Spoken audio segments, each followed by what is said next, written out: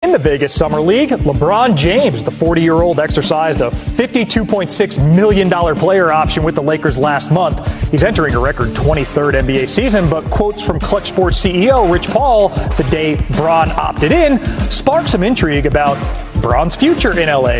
Dave McMenamin is in Vegas with more. The question on everybody's mind is, where will LeBron be playing next season? What caused the speculation was a statement by LeBron's agent, Clutch Sports CEO Rich Paul, given to ESPN's Shannon when James opted into the final year of his contract with the Lakers for $53 million last month, when Paul said LeBron intends to play on a championship contender for whatever time is left in his career. Now, I've checked in with both the Lakers and LeBron's camp on this one. For the Lakers, it's business as usual. They have motivation to compete at the highest level and maximize not just LeBron's timeline, but they want to compete now with Luka Doncic. Some have posited that the true cause of this situation was the Lakers not offering LeBron a contract beyond next season, but Rich Paul told me that they never asked for one. Paul also made it clear to me that LeBron has not asked for a trade, and Paul hasn't even discussed the possibility of wanting a trade in the future with the Lakers. Paul did tell me that 4 teams contacted him with interest in trading for LeBron, though. Now, I asked LeBron just before tip-off if he'd like to join the broadcast to discuss everything, and he told me, quote, "I ain't got nothing to talk about." Hey, we got a lot to talk about with LeBron entering an unprecedented 23rd NBA season. And if last year showed us anything, it's that he's barely lost a step. The King passed Michael Jordan's 2002-03 season with the Wizards as the oldest player to lead his team in total points in the season. LeBron topped the Lakers last year. The Lakers in 2020, making him the 4th player in NBA history to win a title with 3 different teams. All right, let's bring back John Gonzalez and Tim Doyle with an eye on the LA Lakers. And when it comes to LeBron James, Tim, how do you envision this final year? He's never played on the final year of his contract before. He's going to be doing it this year. How are you entering King James in LA this year?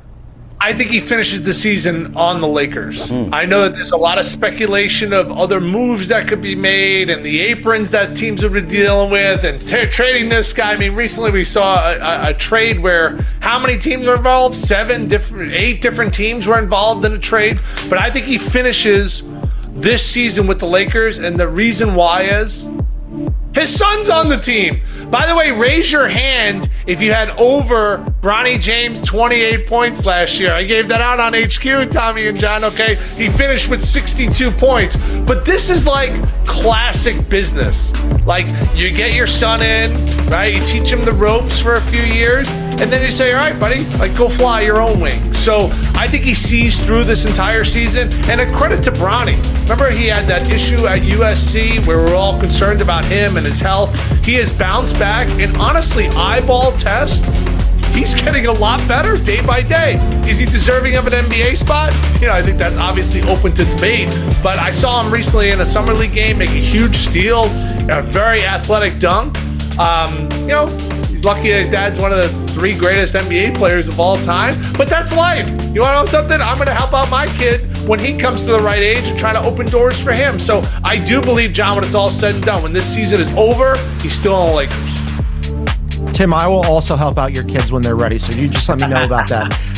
As for LeBron, yeah, I think he's factors in for now, right? When you have Luka and LeBron, you've got a chance, but the West is absolutely loaded, and I don't think they're as good as the defending champs, Oklahoma City. I don't think they're as good as the Rockets, who now have KD and added Dorian Finney-Smith, who, by the way, used to play for the Lakers, now plays in Houston. And I don't think they're as good as the Nuggets either, because the Nuggets have the best player in the world, Nikola Jokic, and they got better this offseason. So at some point, if you're LeBron, you're playing on that final year, as Tommy said, do you look around and go, man, like, this might not be my last year, but it could be. And if it isn't my last year, it's close to my last year, and I'm running out of chances to actually win another ring. And I know he was on his podcast with Steve Nash talking about how ring chasing and ring chasing culture is weird, and he doesn't like how people apply it to him. I don't buy any of that. I think he would love to win one more championship, and I don't know that it's going to be, I'm pretty sure it's not going to be in LA this season. So if it's not going to be there this season, maybe he thinks about, okay, where could it potentially be? There's been conversations about Cleveland Cleveland, maybe the Knicks. The money makes it difficult because you got to match that salary. But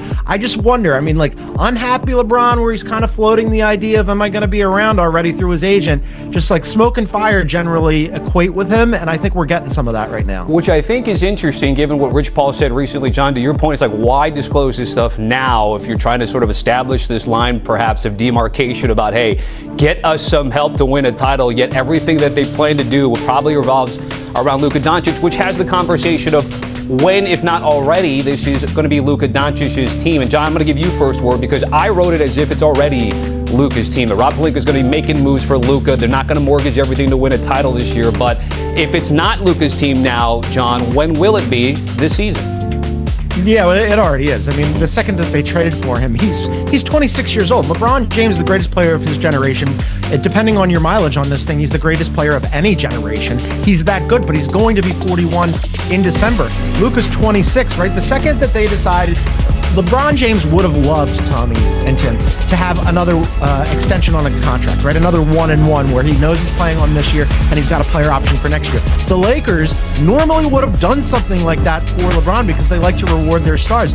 Smartly, though, they looked at this and went, look, as much as we love LeBron and thank you for your service, we got to play this thing out over the long term, which is why they had LeBron opt into his player option and decided not to extend him, because now they know next offseason they're going to have a massive amount of cap space. And also, critically, if they really kind of like pump the brakes on this team building this year and they don't move any of their draft picks, they could have as many as 3 first-round picks to move at the draft next year. It would be next year's draft pick plus 2031 plus 2033. If you're looking at all that money plus those assets, now all of a sudden you could probably reboot this thing on the fly. And oh, by the way, you also have to pay Austin Reeves. So yeah, LeBron, it's been real, but it's Luka's team now.